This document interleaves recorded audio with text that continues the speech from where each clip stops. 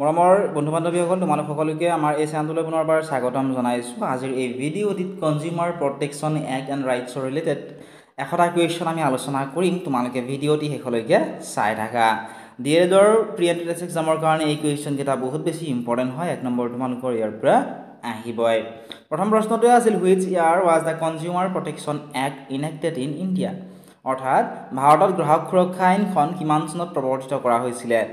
Option A আছিলে 1984 চন, option B 1986 চন, অপশ্যন নম্বৰ চি 1990 চন, অপশ্যন নম্বৰ ডি 1992 চন। এই অপশ্যনবোৰৰ ভিতৰত শুদ্ধ উত্তৰটি হৈছে অপশ্যন নম্বৰ বিত থকাটো 1986 চনত গ্ৰাহক সুৰক্ষা আইনখন প্ৰৱৰ্তিত কৰা হৈছিলে। এতিয়া চাওঁ আহা আমি 2 নম্বৰ প্ৰশ্নটি আছিলে the consumer protection act was ইনেক্টেড to protect the rights of, অৰ্থাৎ গ্ৰাহক সুৰক্ষা আইনটো বা আইনখন কাক সুৰক্ষা দিয়াৰ বাবে প্ৰৱৰ্তিত কৰা হৈছিল। গ্ৰাহক সুৰক্ষা যিখন আইন আছিলে এই আইনখন কাক সুৰক্ষা দিয়াৰ কাৰণে প্ৰৱৰ্তন কৰা হৈছিল সুধিছে। অপশ্যন এ আছিলে ফাৰ্মাৰ্ছ, অপশ্যন বিত আছিলে চেলাৰ্ছ মানে বিক্ৰেতাসকল, ফাৰ্মাৰ্ছ মানে কৃষকসকল, কনজিউমাৰ্ছ মানে হৈছে গ্ৰাহকসকল আৰু এক্সপৰ্টাৰ্ছ মানে হৈছে যিসকলে ৰপ্তানি কৰে। ঠিক আছে, তেওঁলোকৰ কথা কৈছে।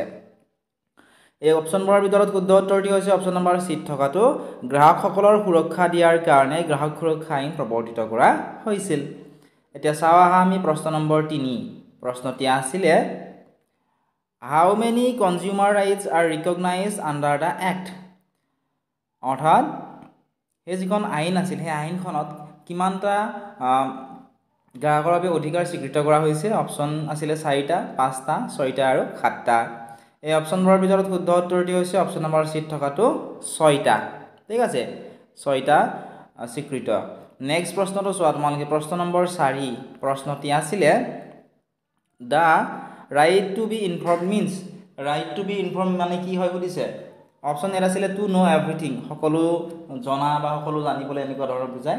Next to receive full information about the product, সামগ্ৰীৰ সম্পূৰ্ণ তথ্য লাভ কৰাৰ অধিকাৰ। অপশ্যন চিত দিছিলে টু ইনফৰ্ম দ্য চেলাৰ, বিক্ৰেতাক জনোৱা। অপশ্যন ডিত আছিলে to be aware of discounts, discount মানে ৰেহাইৰ বিষয়ে জনাৰ অধিকাৰ। শুদ্ধ উত্তৰটো কি হ'ব the right to be inform means, right to be inform মানে কি হয় to receive full information about the product, এই যিটো প্ৰডাক্ট হয় সেই প্ৰডাক্টটোৰ বিষয়ে সম্পূৰ্ণ ডিটেইলছ জনাটো। নেক্সট তোমালোকে চোৱা প্ৰশ্ন নম্বৰ 5টো। প্ৰশ্নটি আছিলে what does right to choose mean, right to choose অৰ্থাৎ বাছনি কৰাৰ অধিকাৰ মানে কি বা বাছনি কৰা মানে কি বুজায় বা ৰাইট টু চুজ মানে কি বুজায়। অপশ্যন এ আছিলে টু চুজ জব, চাকৰি বাছনি কৰা। অপশ্যন বিত আছিলে টু চুজ এনি চেলাৰ, যিকোনো বিক্ৰেতা বাছনি কৰা। অপশ্যন চিত আছিলে to choose any product freely, মুক্তভাৱে যিকোনো সামগ্ৰী বা বাছনি কৰাৰ অধিকাৰ।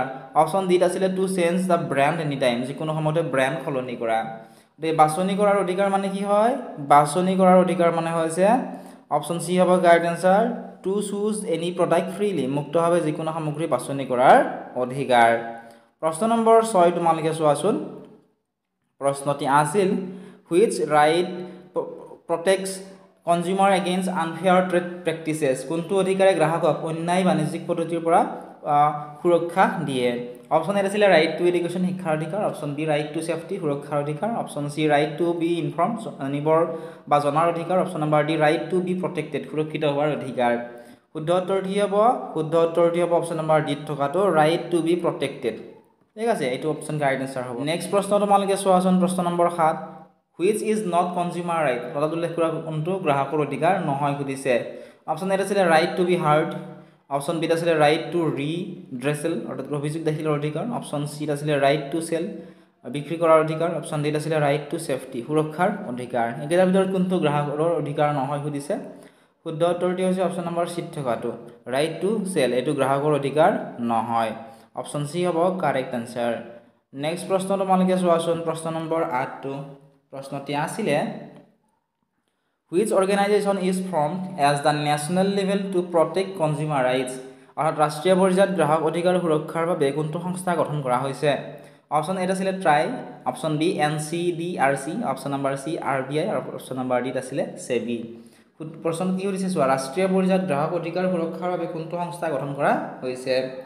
এই অপশ্যনবোৰৰ ভিতৰত শুদ্ধ যিটো অপশ্যন সেয়া হৈছে অপশ্যন নম্বৰ বিত থকাটো NCDRC, এই সংস্থাটো গঠন কৰা হৈছে। এই সংস্থাটোৰ সম্পূৰ্ণ নামটো হৈছে নেশ্যনেল কনজিউমাৰ ডিছপিউটছ ৰিড্ৰেছেল কমিশ্যন। ঠিক আছে, অপশ্যন নম্বৰ বি হ'ব কাৰেক্ট এনচাৰ।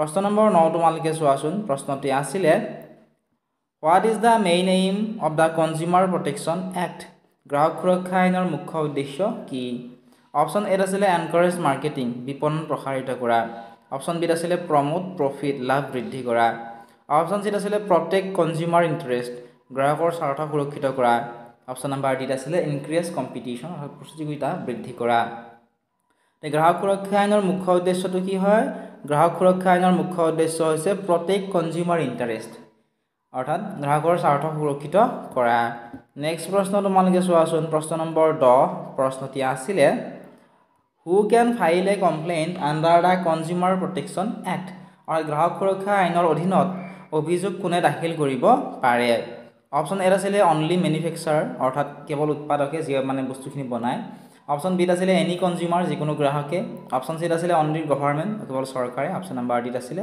অনলি সেলাৰ কেৱল বিক্ৰেতাই এই অপশ্যনবোৰৰ ভিতৰত শুদ্ধ উত্তৰটি হ'ব অপশ্যন নম্বৰ বি থকাটো এনি কনজিউমাৰ অৰ্থাৎ যিকোনো গ্ৰাহকে গ্ৰাহক সুৰক্ষা অধীনৰ আইনত অভিযোগ দাখিল কৰিব পাৰে প্ৰশ্ন নম্বৰ 11 তোমালোকে চোৱাচোন প্ৰশ্নটি আছিল right to redressal allows the consumer to অভিযোগ দাখিলৰ অধিকাৰৰ দ্বাৰা গ্ৰাহকে কি কৰিব পাৰে অপশ্যন এ আছিলে file complaint and get compensation অভিযোগ দাখিল কৰি ক্ষতিপূৰণ ল'ব পাৰে অপশ্যন বি আছিলে চেল দ্য প্ৰডাক্ট সামগ্ৰী বিক্ৰী কৰিব পাৰে অপশ্যন চি আছিলে ৰিপ্লেচ দ্য সেলাৰ বিক্ৰেতা সলনি কৰিব পাৰে অপশ্যন ডি আছিলে ইম্পৰ্ট গুডছ পণ্য আমদানি কৰিব পাৰে তো অভিযোগ দাখিলৰ অধিকাৰৰ দ্বাৰা গ্ৰাহকে কি কৰিব পাৰে গ্ৰাহকে এই অধিকাৰৰ দ্বাৰা এটা ফাইল কমপ্লেইন ফাইল কৰিব পাৰে আৰু ক্ষতিপূৰণ অৰ্থাৎ কম্পেনচেশ্যন ল'ব পাৰে এই অপশ্যন এ হ'ব শুদ্ধ উত্তৰ নেক্সট প্ৰশ্ন তোমালোকে চোৱাচোন প্ৰশ্ন নম্বৰ 12 প্ৰশ্নটি আছিলে what is the time limit two file A complain in consumer court গ্ৰাহক আদালতত অভিযোগ দাখিল কৰিবলৈ সময়সীমা কিমান অপশ্যন এ আছিলে 1 ইয়াৰ 1 বছৰ অপশ্যন বি 2 ইয়াৰ্ছ 2 বছৰ অপশ্যন নম্বৰ চি 3 ইয়াৰ্ছ 3 বছৰ অপশ্যন নম্বৰ ডি 6 মান্থ অৰ্থাৎ 6 মাহ গ্ৰাহক আদালতত অভিযোগ দাখিল কৰিবলৈ সময়সীমা হৈছে 2 ইয়াৰ্ছ অপশ্যন নম্বৰ বি হ'ব কাৰেক্ট আনসাৰ প্ৰশ্ন নম্বৰ 13 তোমালোকে চোৱাচোন প্ৰশ্নটি আছিলে what is the lowest level of consumer court called গ্ৰাহক আদালতৰ সৰ্বনিম্ন স্তৰৰ নাম কি অপশ্যন এ আছিলে ষ্টেট কমিশ্যন ৰাজ্য আয়োগ অপশ্যন বি নেশ্যনেল কমিশ্যন ৰাষ্ট্ৰীয় আয়োগ অপশ্যন চি ডিষ্ট্ৰিক্ট ফৰাম জিলা forum option number D high court উচ্চ ন্যায়ালয় শুদ্ধ উত্তৰটি হৈছে অপশ্যন নম্বৰ চি থকাটো district forum option C correct answer হ'ব নেক্সট প্ৰশ্ন তোমালোকে চোৱাচোন প্ৰশ্ন নম্বৰ 14 প্ৰশ্নটি আছিলে what is the monetary limit for district consumer forum option A আছিলে আপ টু 20 লাখ 20 লাখলৈকে option B up to 50 lakh 50 লাখলৈকে option C up two 1 crore 1 কোটিলৈকে option number D unlimited এই অপশ্যনবোৰৰ ভিতৰত শুদ্ধ উত্তৰটি কি হ'ব শুদ্ধ উত্তৰটি হ'ব অপশ্যন নম্বৰ 8 থকাটো up to 20 lakh question number 15 তোমালোকে চোৱাচোন কুৱেশ্যনটি আছিল the right two consumer education means গ্ৰাহক অধিকাৰ শিক্ষাৰ অধিকাৰৰ অৰ্থ কি অপশ্যন এ আছিলে লাৰ্ণ হাউ টু মেনুফেকচাৰ উৎপাদন কৰিবলৈ শিকা অপশ্যন বি আছিলে লাৰ্ণ মাৰ্কেটিং স্কিল শিকা অপশ্যন চি আছিলে awareness about rights and duties অধিকাৰ আৰু কৰ্তব্যৰ বিষয়ে সজাগতা অপশ্যন ডি আছিলে লাৰ্ণ চেলছ টেকনিক বিক্ৰী কৌশল শিকা গ্ৰাহক শিক্ষাৰ অধিকাৰৰ অৰ্থ কি গ্ৰাহক শিক্ষাৰ অধিকাৰৰ অৰ্থ হৈছে awareness about rights and duties অধিকাৰ আৰু কৰ্তব্যৰ বিষয়ে ডিউটিছৰ বিষয়ে সজাগতা অনাটো গ্ৰাহক শিক্ষাৰ অধিকাৰৰ অৰ্থ নেক্সট প্ৰশ্ন তোমালোকে চোৱা প্ৰশ্ন নম্বৰ 16 আৰু প্ৰশ্নটি আছিলে which day is celebrated as national consumer day in India ভাৰতত কোনটো দিন ৰাষ্ট্ৰীয় গ্ৰাহক দিৱস হিচাপে পালন কৰা হয় অপশ্যন আছিলে A 15 August B 24 December option C 1 July option number D 26 January ইয়াৰ উত্তৰটো মই তোমালোকক কৈ নিদিওঁ তোমালোকে আমাক কমেণ্ট ছেকশ্যনত জনাবা লগতে সম্পূৰ্ণ ভিডিঅ'টো লগতে তোমালোকে ইয়াৰে PDF সমূহ আমাৰ এপত পাবা যিসকল বন্ধু বান্ধৱী এপটো ডাউনলোড কৰি লোৱা নাই মোবাইলতো ডাউনলোড কৰি ল'বলৈ নাপাহৰিবা ডেছক্ৰিপশ্যনত থকা লিংকত ক্লিক কৰি তোমালোকে ডাউনলোড কৰি ল'ব পাৰিবা ইয়াৰ যদি তোমালোকৰ কিবা কুৱেশ্যন আছে কমেণ্ট ছেকশ্যনতো সুধিব পাৰিবা